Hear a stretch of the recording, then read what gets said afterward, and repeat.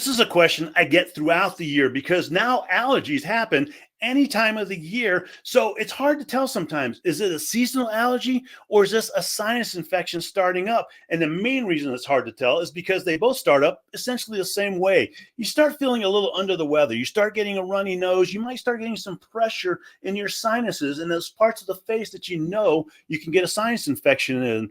At the beginning, again, it can be hard to tell, but some of the things we look for, if you're starting to get a lot of itchiness, especially if you're getting itchy eyes, that runny nose just constantly goes throughout the day, and particularly if it's in the time of the year where you normally get allergies, well, more than likely it's a seasonal allergy. On the other hand, if it starts getting worse, particularly if you get fevers and you start getting that pain in the sinuses, which is right here and this part of the head as well, then more than likely it's a sinus infection. Now, a lot of people will ask me, "Hey, doctor, I look at my mucus that's coming out of the nose, and if it's a green mucus, it's an infection, right? It's a sinus infection."